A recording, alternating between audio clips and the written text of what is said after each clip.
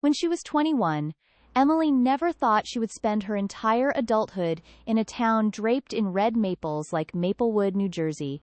She met Daniel Carter in Boston, in an introductory psychology class in college, and Megan Price, Emily's best friend, sat in the next row, flipping a blue-covered notebook. Back then, the three of them felt like three harmless points on a straight line. Emily and Megan were inseparable from freshman year, and Daniel was the bright, awkward guy with a smile that made people trust him. Then Boston winters made people need each other. Emily and Daniel fell in love. A quiet kind born from late-night ramen before exams and pushing a shopping cart together for the elderly lady in their building. Megan witnessed all of it, or rather, she was part of it. She snapped the photo of Emily leaning shyly on Daniel's shoulder under their first Christmas lights.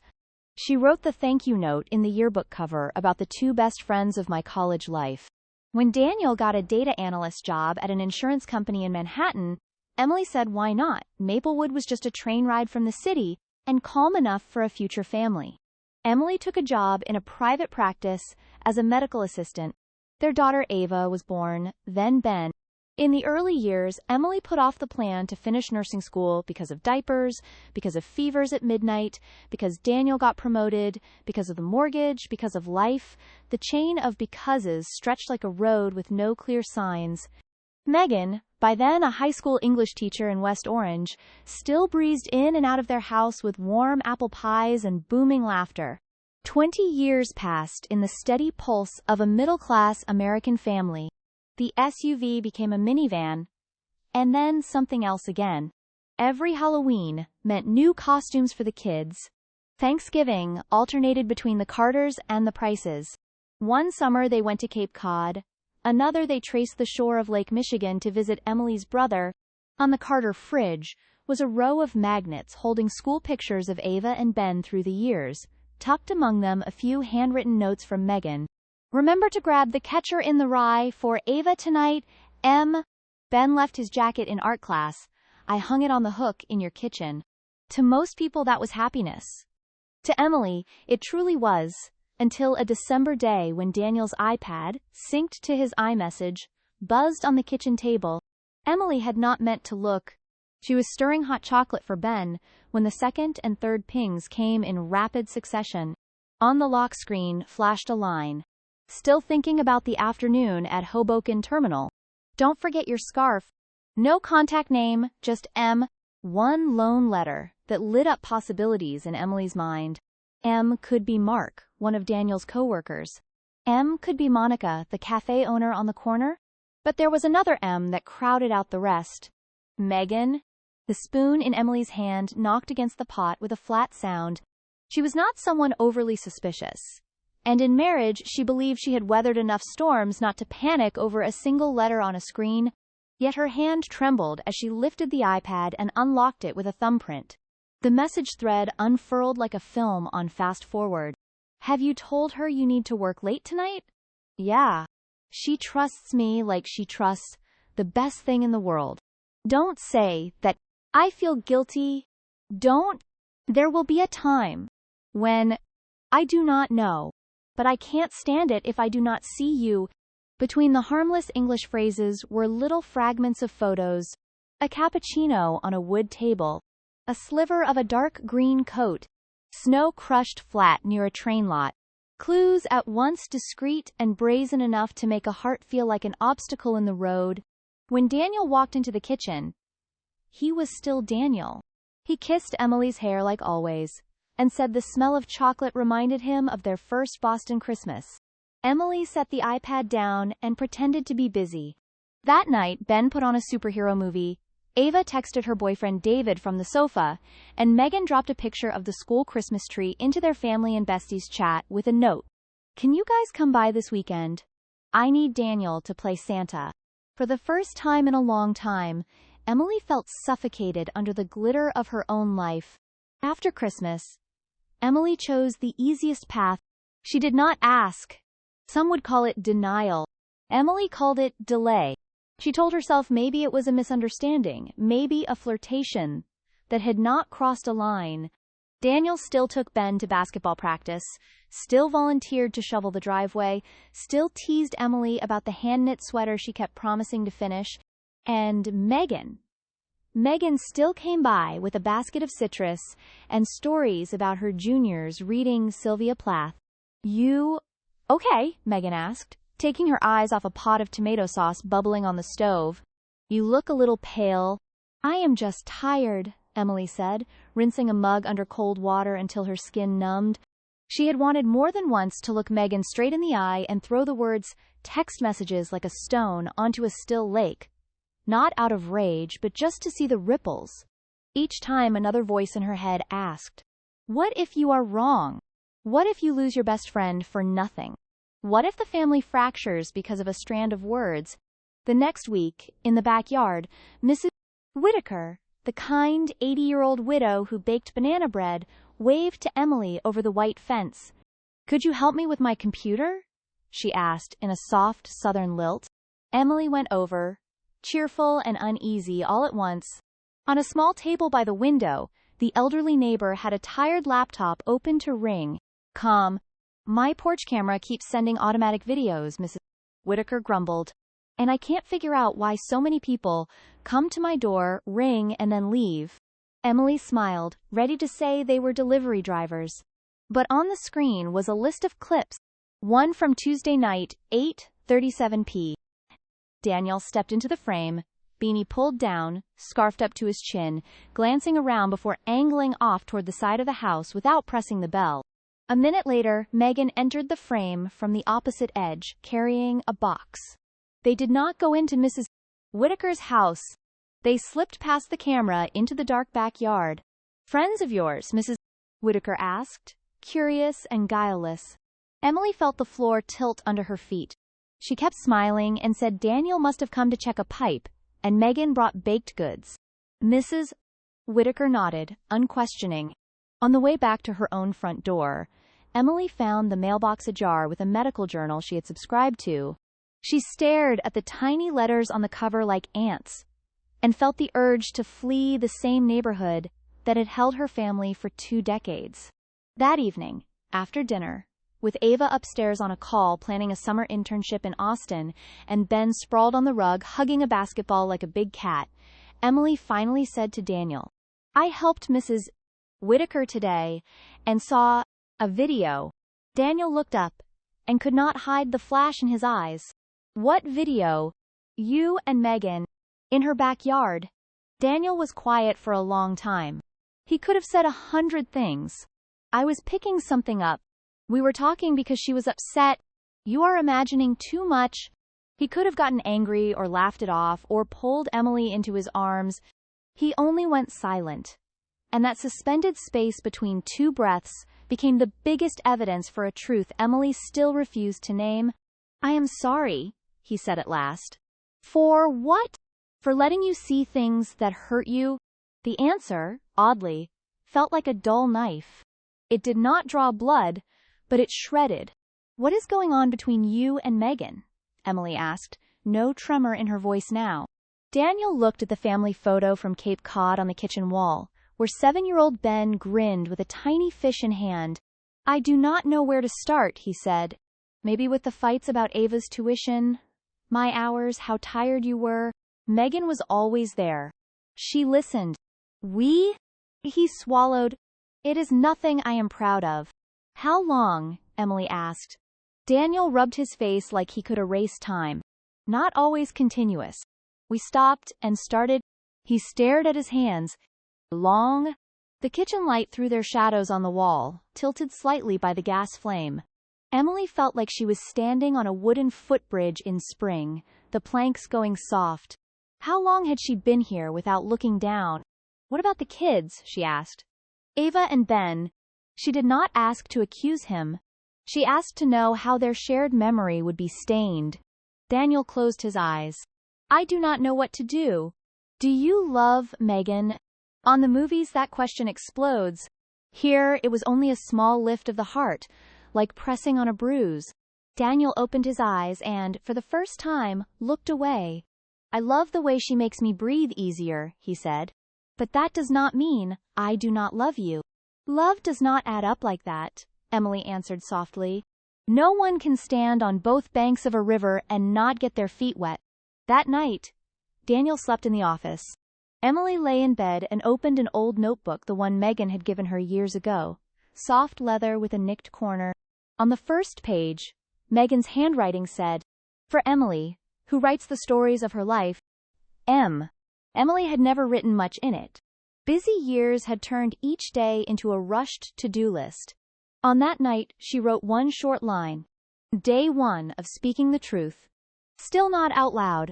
Truth, Emily learned, is not a stone that drops and ends everything. It is a string that snags on table corners, catches on doorknobs, hooks on branches. A week later, at a prom committee meeting, Megan came an hour early to Emily's house. She brought a box of library books and talked cheerfully as usual. But when it was just the two of them in the kitchen, Mickey Mouse's hands frozen at 4:12 on the wall clock, Megan laid a hand on Emily's. "I am sorry," Megan said in a low voice. "There is no way to say this that does not sound awful. Daniel and we tried to stop many times. I am the worst person." Emily pulled her hand back, not out of disgust but because she was shaking. "Why?" she asked. "Why me? Why you?" Megan stared at the checkered tablecloth. "Because I was always here," she said. "I was here when you were exhausted, when Daniel was confused, when the kids needed rides. I am not justifying it. I am just... Emily, I never had a family. You know that. My parents divorced, I bounced to an aunt's, then somewhere else. Your home was where I felt I belonged." She gave a hoarse laugh. "And then I ruined everything."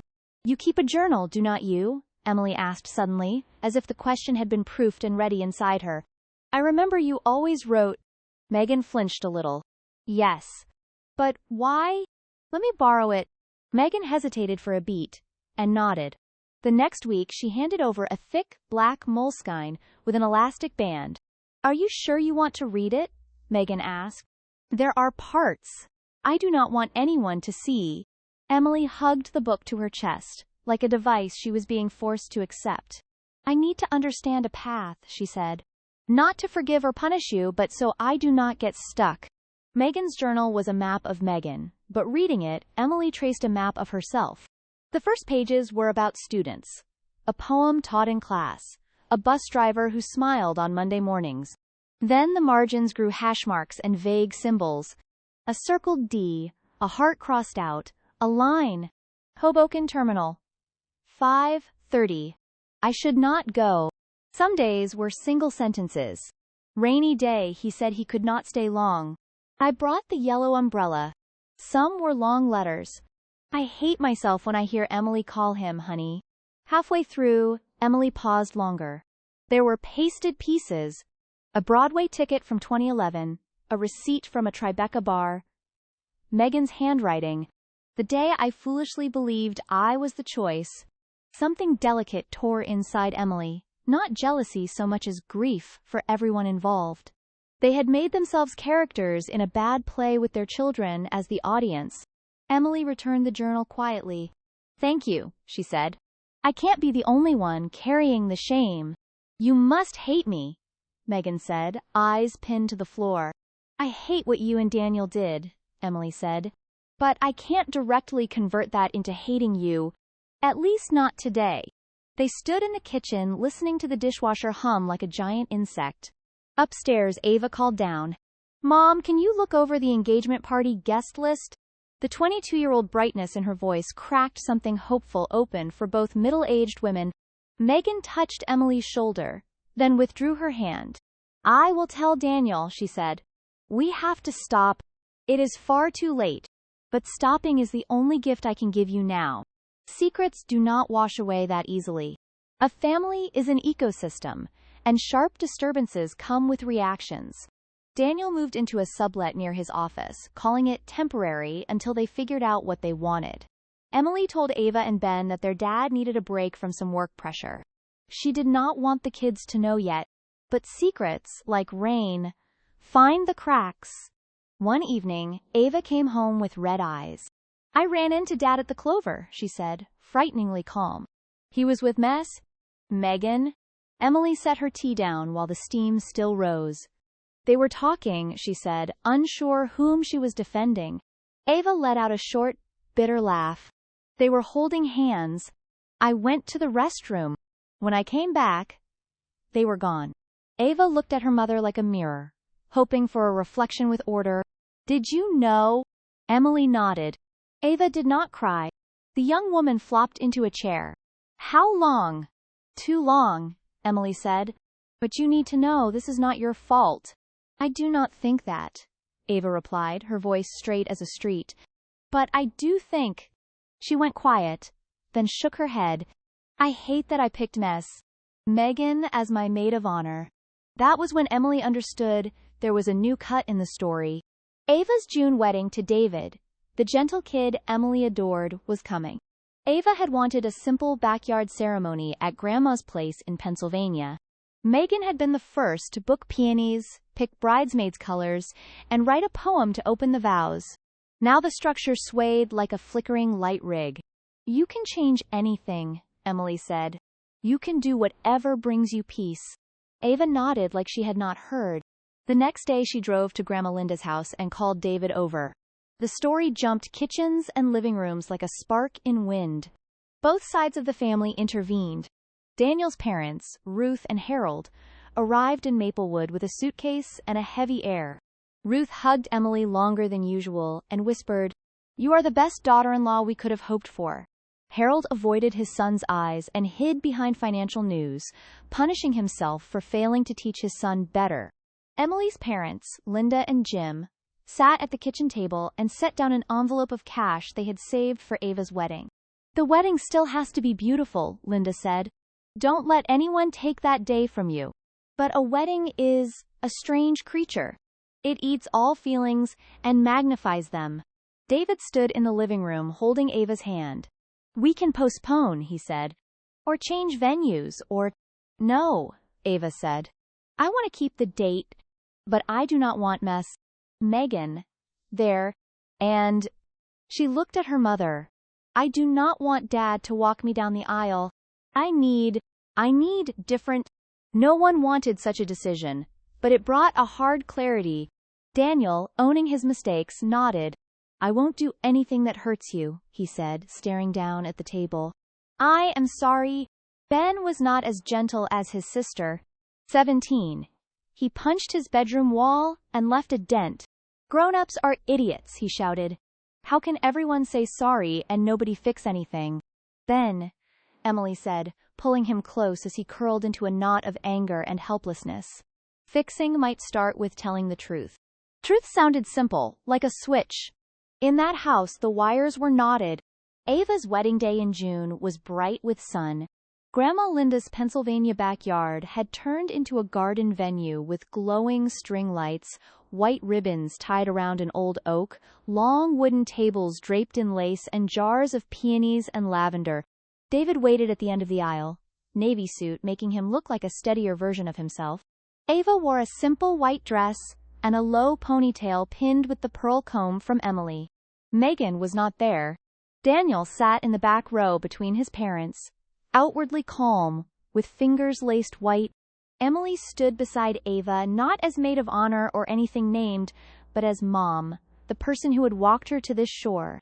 Before the ceremony, Adam, Emily's brother, on music and slideshow duty, rushed over to say someone had dropped off a USB of extra photos for the montage. I thought it was from David, he said. Emily nodded, busy with last checks. She did not imagine extra could hide a boulder. The slideshow began with sweet pictures. 3-year-old Ava in a beret. Ava at her first lacrosse game. Ava and Ben in a soap bubble bath in the summer of 2007. Then the family in Cape Cod, the same picture hanging in the Maplewood kitchen, everyone squinting into laughter. Here Comes the Sun played and smiles spread. In the middle of the montage, the screen dipped to black, and a video appeared. Mrs. Whitaker's door camera, hazy porch light, Daniel moving into frame, then Megan. No sound, only the faint shake of the image, enough to show the angle of their bodies leaning toward each other by the garden, the hurried embrace, the kiss like a scene from a silent film. A murmur blew over the backyard like cold wind. Mrs. Whitaker, last row, hands on her cane, whispered, "Oh, dear Lord." Emily felt her legs drain. Ava stood frozen in sunlight, eyes so wide they looked detachable. David whirled to Emily, then Daniel, then his bride, his gaze like a deer caught in high beams. "Adam," Linda leapt up. "Turn it off." Adam stumbled to the laptop, stammering he had no idea, that the USB had no label, that the slide cut out. Another gentle photo popped up. Emily and Ava baking Christmas cookies. No one looked. The air of the afternoon had been warped like someone had stretched wet paper. Ava lifted her chin. What Emily would never forget was not the pain clear on her daughter's face, but the sudden composure. "Mom," Ava said, steady into the mic, "that was not the first time I saw it, was it?" Emily could not speak. She nodded. A tiny motion enough to collapse the last fragile order. Daniel stood. He did not say "I am sorry" anymore, a phrase hollowed of meaning. He stepped forward to patch what he could. Ben moved first, planting himself like a post. "Don't," Ben said, staring at his father. "Don't say anything." Ben Daniel began. But his son turned away and went to his sister's side. "If you want to stop, we stop," Ben said to Ava with a surprising steadiness. "If you want to go on, I am standing here." Both families stood almost in unison. Ruth clutched Daniel and sobbed, and Harold tugged his son out of view. Linda rushed to Ava while Jim squeezed Emily's shoulder in a silent reminder that she was not alone. David took Ava's hand and searched her face for a signal. Ava breathed in. "Excuse us," she said into the mic. "We need 15 minutes." David nodded and they went into the house, the glass door reflecting the tilting garden. In those 15 minutes, Maplewood shrank to a pin in Emily's head. She sat and stared at her shoes and thought about waking up early to tie white bows on tables, thought about winters, summers, photos, dinners, small fights, and acts of kindness. Up close, life is woven threads. From a distance, you sometimes see a single stripe. Betrayal. The door opened. Ava and David stepped out. Ava was not crying, though the rims of her eyes were red. She gripped David's hand and faced everyone. "We are still getting married," Ava said, voice quiet but clear. "Not to deny what just happened, but because we do not want someone else's shadow over our lives." She looked at her mother, then her father. "But after the ceremony, I do not want to see Miss Megan, and I need time with Dad. One step at a time." A breath moved through the crowd. Not relief so much as acceptance. Daniel nodded, eyes wet, and stepped farther back. Mrs. Whitaker dabbed her eyes and whispered to God. Adam stood frozen by the laptop, shaking, wanting to disappear. Emily walked to her daughter and put a hand on her shoulder, and they looked at each other so long the musician had to switch to another song.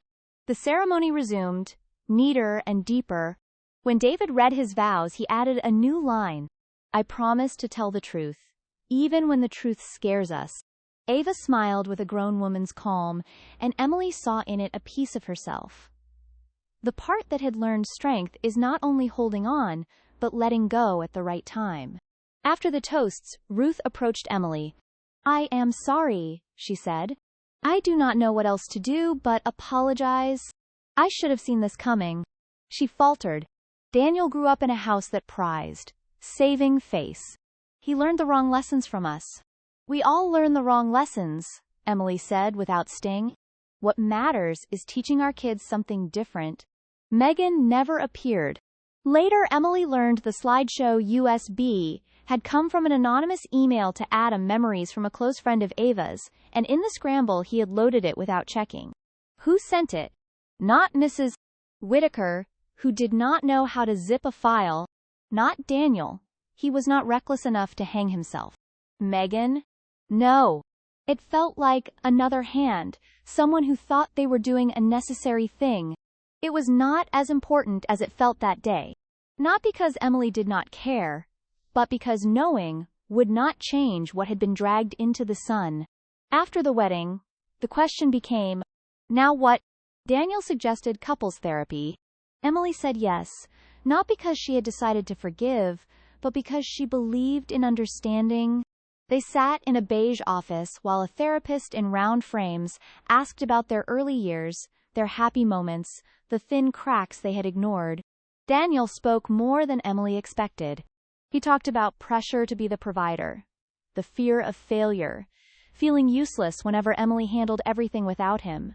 He described Megan like a mirage temporary shelter for a man who did not dare stand in the storm at home. But a mirage is still a choice, Emily said. No one wanders into a dream without walking through a door.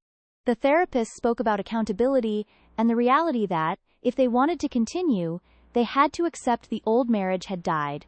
They could build a new one on the rubble or bury it and move on separately. What do you want? Daniel asked, using you for the first time in weeks. Emily did not answer right away. She thought of Maplewood, the kitchen with the Cape Cod photo, Mrs. Whitaker and her banana bread, Megan's black moleskine, the black USB like a tumor, early mornings driving Ben to practice, Ava in white saying we are still getting married. She thought of herself 20 years earlier, a girl who wanted to finish school, become a nurse, and write something. Sometimes cracks do not only come from others. They come from leaving yourself behind at some small station. I want to reclaim my pieces, Emily said at last. With or without you. They tried. Daniel cut off contact with Megan entirely, moved out of the sublet to a different place, and avoided their old routes. Megan applied for a transfer and took a job in a farther district with fewer chances of bumping into them. I do not expect forgiveness, Megan wrote in an email to Emily. I hope you have quiet days, even if they do not include me. Ava and David moved to Austin as planned for his job at a clean energy startup. Ava started a counseling master's program. I want to help people not bury themselves in silence, she said over FaceTime, and Emily felt a sweet bridge of repair. Ben graduated high school. In his commencement speech, he said, "This year I learned that adults can mess up big. I also learned I do not have to repeat their mistakes. I want to be the kind of person who tells the truth even when it scares me." Emily clapped until her palms hurt and smiled until her cheeks ached and cried tears that left salt without bitterness. One fall afternoon, Emily stood under the grape arbor at the Maplewood Farmers Market and breathed the scent of new apples. Emily, Mrs. Whitaker waved a canvas bag. I learned how to save videos thanks to you. She grinned with crinkled eyes. Emily smiled back and stirred up a strange gratitude, not for the video, but for the odd overlap of neighboring lives that had forced her to look at her feet. That evening, Emily swung by the community college and registered for night classes to complete her nursing credential. She was older than her classmates, but she was not late. On the way home, she ducked into a bookstore and saw leather notebooks with elastic bands on a shelf. She bought one.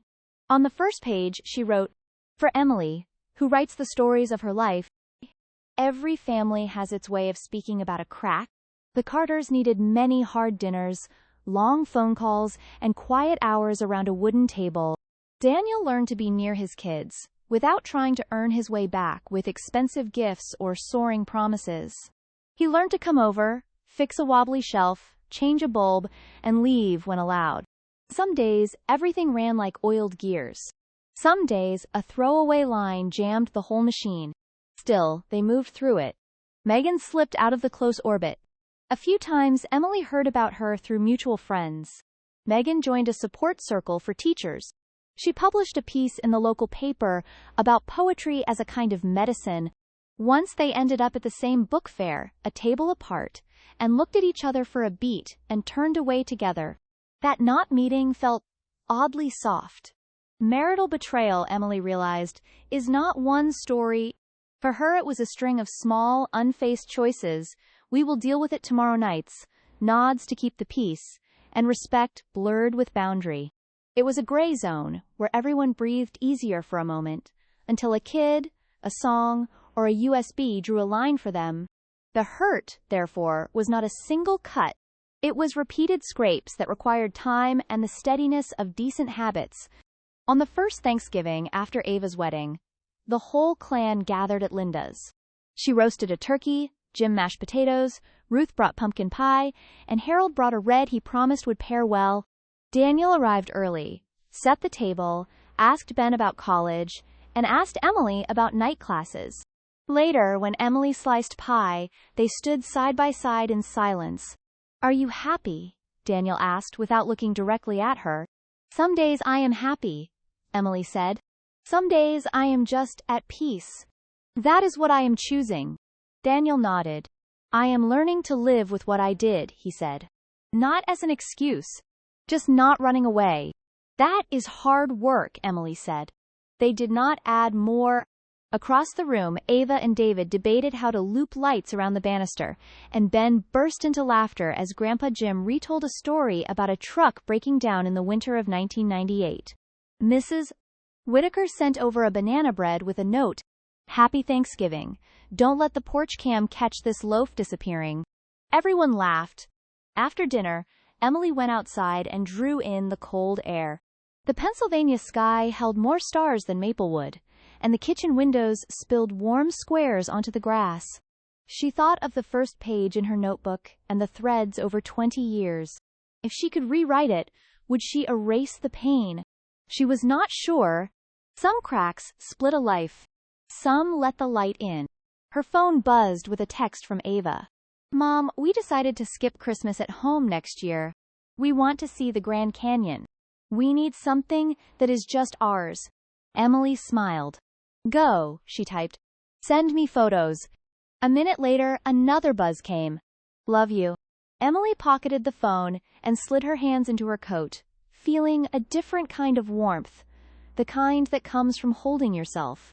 When she walked back in, Daniel stood with 2 mugs. "Mint tea?" he asked. "Yes," Emily said. He poured, and they sat at the tidied table with stacked dishes and folded cloth napkins. No music, only the little clicks of a gas range cooling down. "Emily," Daniel said, "I know I may never get a second chance, but if one day, not now, not to go back to the way we were, if one day you need a teammate, I would like to be in that spot. Not because I deserve it, because I am willing to work to deserve it." Emily met his eyes. She no longer saw the shine of a man who believed words would fix everything. She saw fatigue, remorse, and a new sturdiness. "I am not promising," she said, "but I will tell the truth. Like our daughter said that day." She lifted her mug. "To the truth, even when it scares us." They clinked cups. The tea was hot, the mint clean, like a small song at the end of a long film. Sometimes, in the early morning, Emily woke before the sun rose over the maples.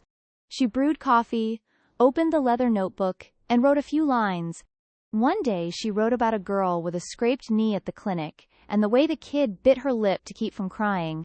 Another day she wrote about an elderly woman who brought a bag of sunflower seeds to say thank you. Another, about a man in for testing with his hands buried in his coat pockets, as if he did not want anyone to see how vulnerable he was. And on one of those mornings, Emily wrote about a woman named Megan. She did not write to justify her. She wrote to accept that people who can love can also ruin love. She wrote so the pages ahead would not always stick to a single word. Maplewood settled back into its rhythms, though none of them were quite the same for Emily. She walked the streets without bowing her head. She browsed the bookstore without rushing. She muted the iPad on the kitchen table, not to hide notifications, but because she did not need them. She learned to schedule her own walks, eat lunch at a reasonable hour, and say no when she needed to. She called Ava every Sunday and texted Ben some silly meme on Fridays. Sometimes, on an early winter evening with streetlights warming a dusting of snow, Emily passed Miss Whitaker's house. The neighbor sat by the window with the Ring camera glowing a little green dot. Emily waved. Mrs. Whitaker waved back and mouthed a blessing. Emily smiled. Maybe, after all, we are all accidental cameos on each other's cameras, in each other's journals, in each other's messages. What matters is what we choose to do with the picture when we recognize it. And as we go on, the voice we choose to tell our stories in. Emily chose a calm voice. Not because she was not angry, but because she had learned not to let anger define the whole story. One day, if Ava has kids, if Ben brings someone home, if the table grows more chairs, the story will be told as something that happened and left a lesson, Love is not only the choice you make at the beginning, it is the string of small choices after. Betrayal can happen, and it does not have to repeat. Secrets will always try to surface, and we have the right to surface them with our own words instead of waiting for someone's USB. Tonight, Emily closed the notebook, blew out the candle, and listened to the house creak as it shrank in the cold. In that soft dark, she recalled the smell of hot chocolate, the pings of the iPad, and a line she had written. Day 1 of speaking the truth. Since then she had named other things. Boundaries, respect, patience, beginning, and peace. Light as a dark green scarf looped around a neck on a winter morning. Not a secret tryst at Hoboken Terminal anymore, but a warmth she chose for herself as she stepped outside, walked Maplewood, and moved through the years ahead with her back straight, her breath steady, and no need to look down at the cracks, because she had learned where to place her feet